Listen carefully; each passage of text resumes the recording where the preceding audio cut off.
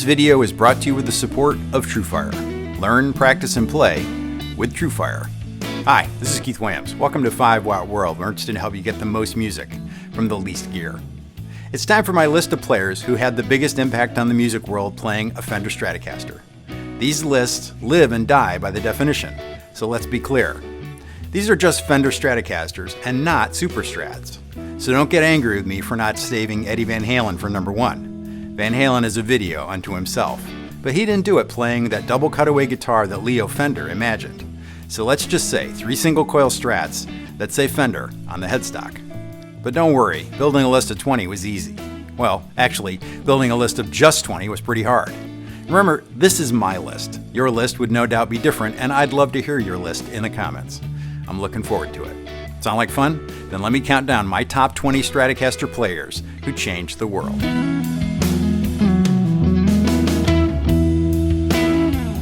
Enjoy our videos, make sure to subscribe, or grab a hoodie, a t-shirt, or a Stomp preset pack to support what we do. And to become a bigger part of 5 Watt World, sign up for the Friends of 5 Watt on Patreon. There's a friend level to suit any budget. The links are in the description.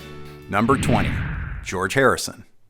Though I'm sure most of us remember Harrison holding a Gretsch, his main guitar from early '65 on was a Stratocaster. Purchased by Beatles roadie Mal Evans, who was sent out with a specific instruction to buy 2 matching Stratocasters for George and John Lennon. He came back with 2 '61 Sonic Blue Strats. George used the guitar on Ticket to Ride, on Help, and then heavily on Rubber Soul, particularly on Nowhere Man and the solo on Run for Your Life. It's said that he loved the Strat so much that he rarely ever used it on stage, instead saving it for the studio. To make it his own in '67, during a period of the time when the band was experimenting with LSD, he painted the guitar with Lay-Glow paint and dubbed the guitar Rocky. He used it once on a live broadcast for a performance of All You Need Is Love, but after that point he reserved it for the studio, playing it on Strawberry Fields Forever and Hey Jude. The guitar is currently owned by Harrison's son, Donnie, as part of his father's collection. Number 19. Mike McCready of Pearl Jam fell in love with Stratocasters while watching Stevie Ray Vaughan play live on 4 separate occasions. Based on Stevie's number 1, the idea of a 59 Strat stuck in his head, and so, as soon as he could afford one, he bought a 59 of his own, and it became his main Stratocaster for recording and stage use. He used that Strat for leads on Yellow Ledbetter, Even Flow, and Nothing As It Seems, along with countless others.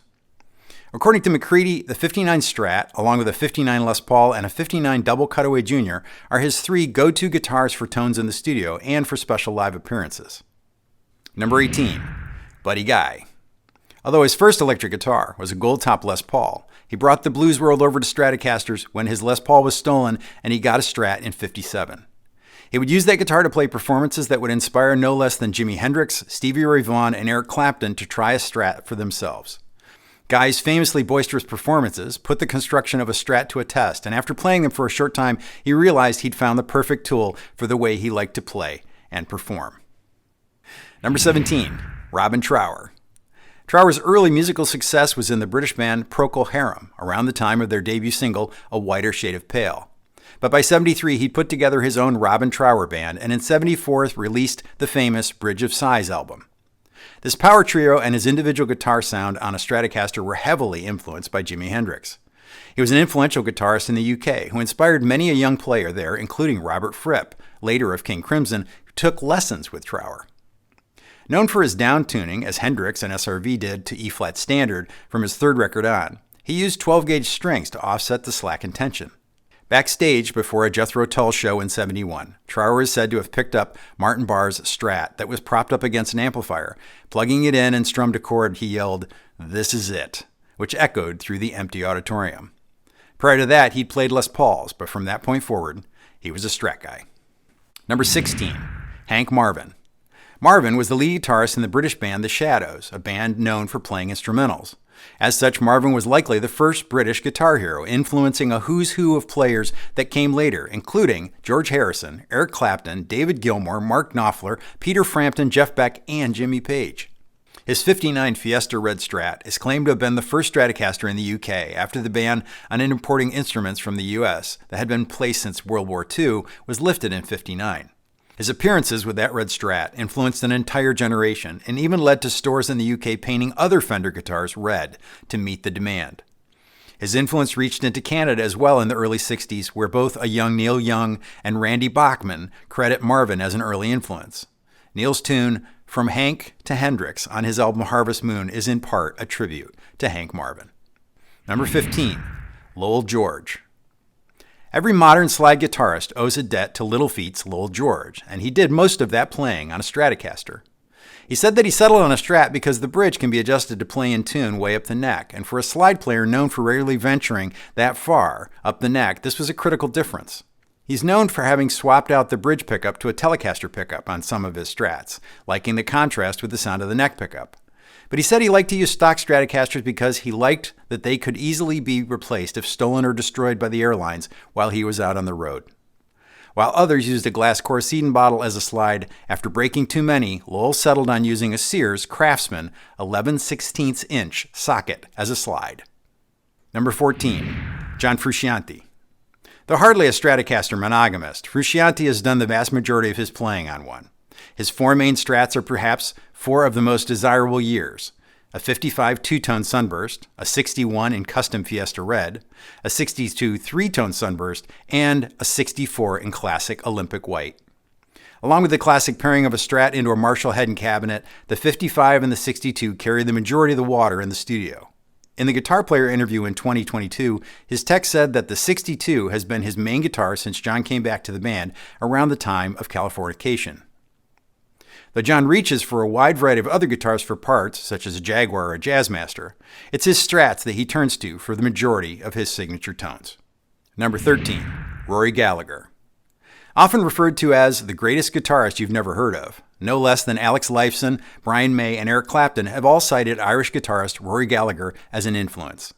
By the late 60s, Gallagher's trio was regularly gigging at the famous Marquee Club in London. They opened for Cream at their farewell concert at the Royal Albert Hall and for Blind Faith on their North American tour. Gallagher's famously worn 61 Stratocaster was said to be the first Strat in Ireland. Gallagher bought the guitar used at Crowley's music shop in Cork in August of '63, fulfilling his dream of having, quote, a guitar like Buddy Holly's, end quote. Gallagher passed away in '95 at the age of 47. In October of 2011, Rory's brother Donald allowed Joe Bonamassa to use the guitar at the Hammersmith Apollo in London. Out of respect for Gallagher, Bonamassa opened both nights with a version of Gallagher's tune, Cradle Rock, using Gallagher's Strat. Number 12, Richie Blackmore. A founding member of Deep Purple, Blackmore was known for a jam-style hard rock with solos that included both blues and classical music influences. He was one of the first players to use a scalloped fingerboard, and he was often photographed with his 1974 Olympic White Strat where the rosewood fretboard had been scalloped. The large headstock, white Strat with black pickups is likely the guitar that you think of when you think of Blackmore. Number 11, Nile Rogers. As the co-founder of American funk band Chic, and as a producer, Nile Rogers has performed on records that have sold over 500 million albums and 75 million singles worldwide. As such, he and his famous white Stratocaster, dubbed the Hitmaker, have been likely heard on more tunes than any other. His famous Strat is a 1960 body with an early 59 neck that were brought together at the factory. It was purchased in a pawn shop in Miami Beach in the early 70s. He traded his Gibson in on it because he believed the Strat was more versatile. The guitar is a hardtail Strat with an alder body that was cut thinner than normal, and the contours were increased, yielding a very light guitar. He then painted the guitar himself in white as a tribute to Jimi Hendrix. He swapped out the tuners to locking tuners, he added a mirrored scratch plate, and he added Gibson-style speed knobs to provide a surer grip.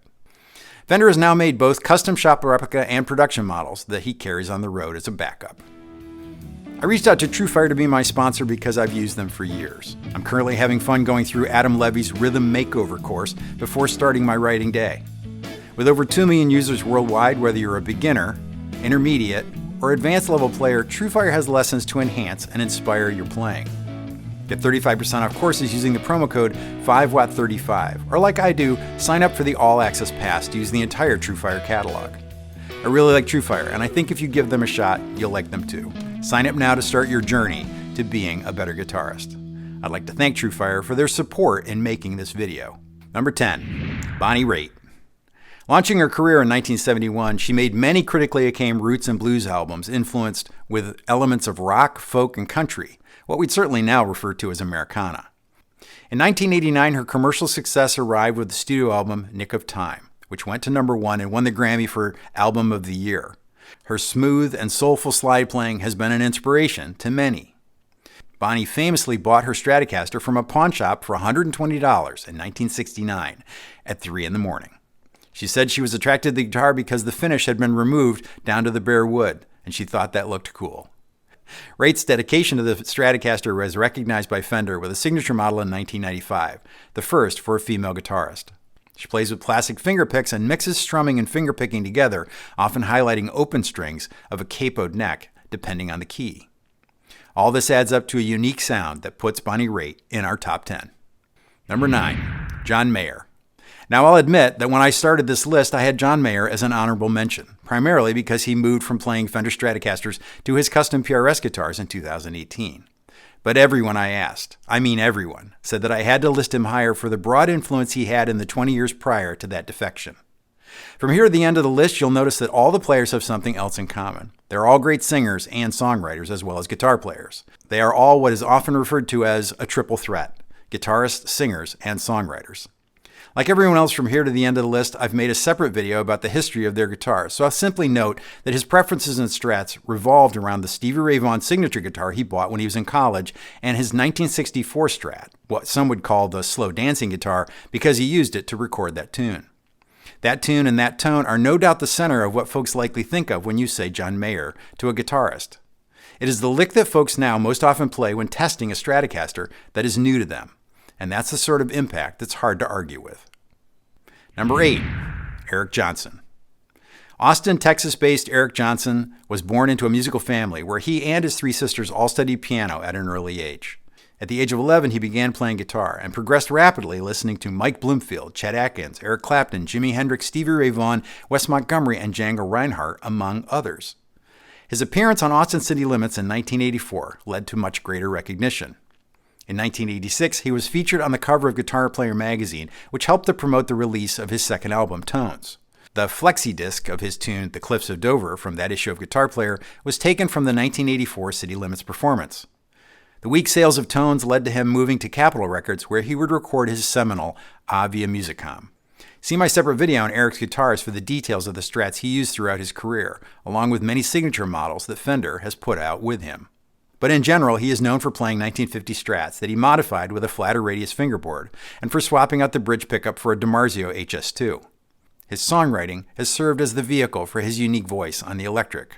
Over the years, Johnson has used many different guitars in the studio and has owned many vintage Gibson and Fender guitars, but there is no question that he has popularized a unique voice on the Stratocaster that many of us are still trying to emulate. #7, Ying Wei Malmsteen. Malmsteen put together his first band at the age of 10, a duo with a drummer from school. By the time he was a teenager, he was listening to a lot of classical music by Paganini and Bach and incorporating it into his electric guitar playing. He stated that his main rock influence was Richie Blackmore, who also had classical influences in his playing. After hearing a demo tape of Malmsteen's playing, Mike Varney from Shrapnel Records brought him to the U.S. He recorded his first album, Rising Force. The album won Guitar Player magazine's award for Best Rock Album in 1984 and was nominated for a Grammy Award. The bands he put together for subsequent tours and albums took the name Ying Wei Malmsteen's Rising Force in recognition of that success. He nearly single-handedly created the genre of neoclassical metal that became broadly popular among guitarists in the mid-1980s. In 1988, Fender released the Malmsteen Signature Strat, making Malmsteen and Eric Clapton the first 2 artists to be honored in this way. #6, Mark Knopfler. If younger players now pick out the opening lick to Mayer's Slow Dancing, then the entire generation before would likely put the pickup selector in the second position and play either Sultans of Swing or Down by the Waterline to test a new Strat. The Dire Straits' first record landed in 1978 amidst a bizarre mix of guitar tones with The Clash, Van Halen, the Rolling Stones, and the Talking Heads. But here in Knopfler's hands was a pure and recognizable Fender tone through a Fender amp that was both nostalgic and somehow completely fresh at once. The sheer variety of styles on that record made it endlessly fresh and easy to listen to. The vocals were vaguely reminiscent of an early Bob Dylan, but with better enunciation. The lyrics and the guitar wove the story as one voice, and the record took the guitar community by storm. Knopfler had cut his teeth playing acoustic blues in bars on an old resonator guitar, and when moving to electric simply carried those skills to the thinner strings and amps. Like Jeff Beck, the majority of the time he plays without a guitar pick, using his right-hand fingers to coax the tones from the strings.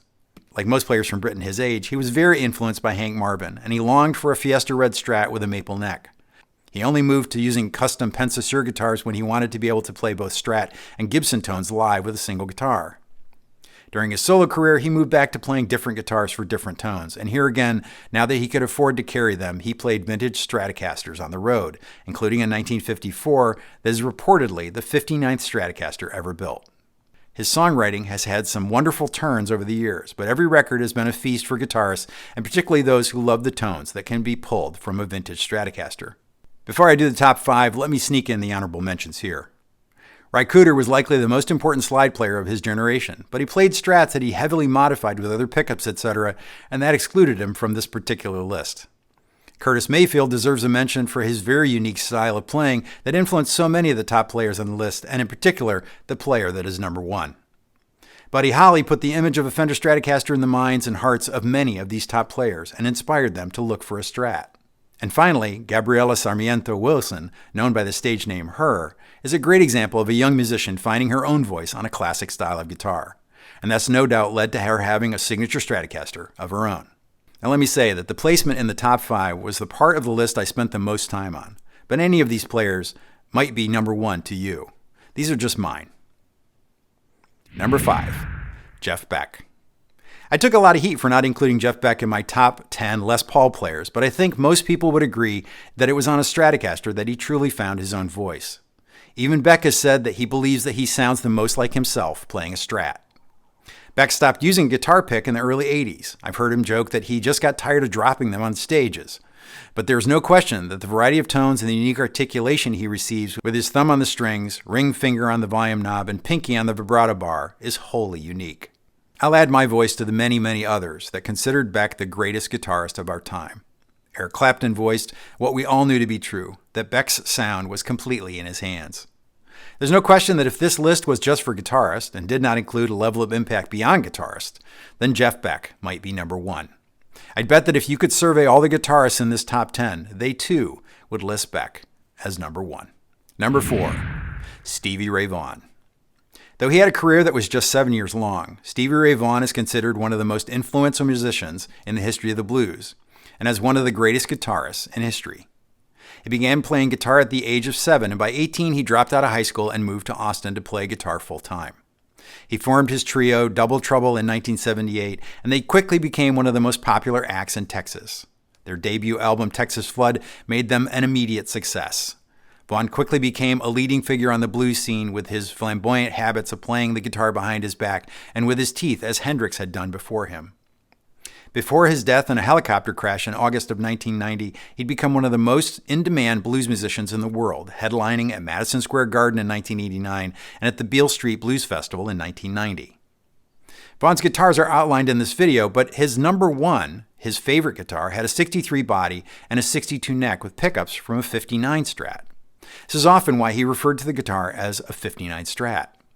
Of that guitar, he said in an interview, "I like the strength of its sound. It's got a big, strong tone, and it'll take anything I do to it." Number 3, Eric Clapton. Clapton had already made his mark on the world with a Les Paul back in 1965, but he moved to using a Stratocaster late in 69. He said in interviews that he'd seen Buddy Guy playing a Strat in 65 at the Marquee Club and thought to himself, "That's the sound." The Derek and the Dominoes record saw him having moved to the Strat full-time. The record included Layla, a song generally considered in the top 5 guitar riffs of all time.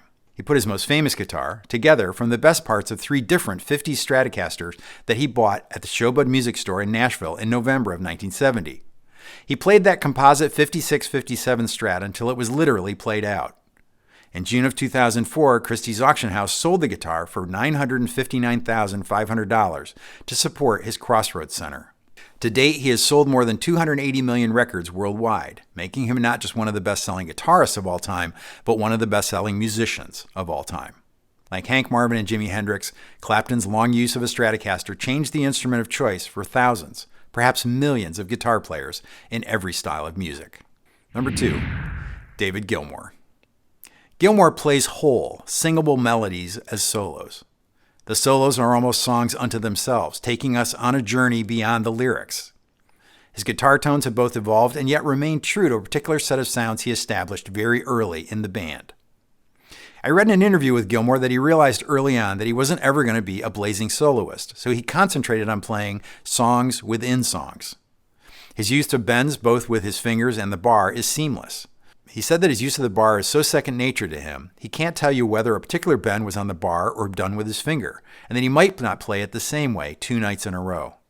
For these reasons, even people who play in completely different genres cite Gilmore as a primary influence. This is because every guitar player wants to touch the listener in the way that Gilmore does. Gilmore might have summarized why the vast majority of guitar heroes play a Stratocaster.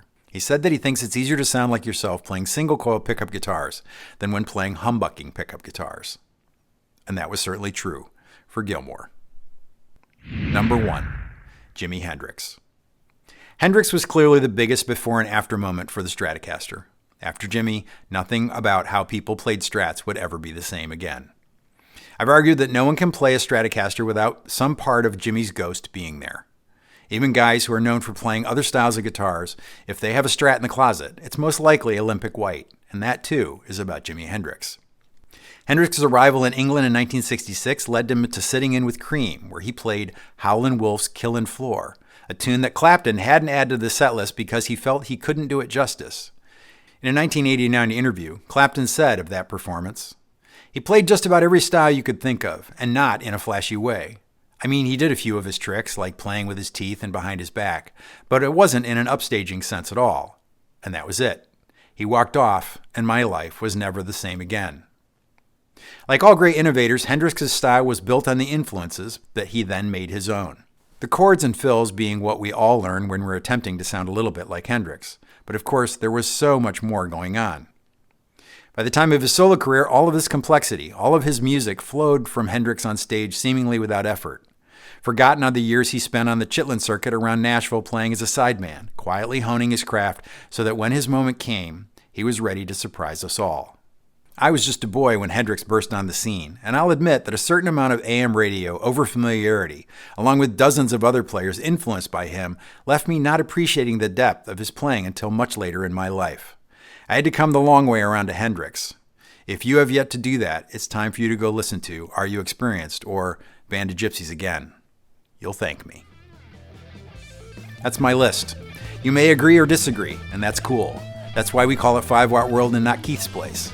I think it's important that we practice getting along while not always agreeing with each other, and these lists videos are a great way to practice that.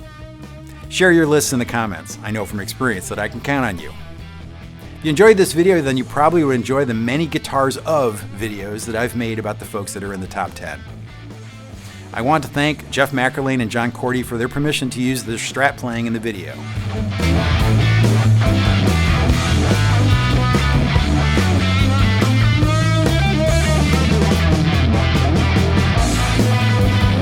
I want to thank everyone that stopped by the store and picked up a hoodie, a t-shirt, or a Stomp preset pack. And in particular, I need to thank the friends of 5 Watt. It's the guitar community I've always wanted. You're all 5 Watt world. I just make the videos. Hit the like button on your way out, and if you haven't subscribed yet, go ahead and hit that too. Thanks for hanging with me until the end. Until next time, this is Keith Williams. Thanks for being a part of the 5 Watt world.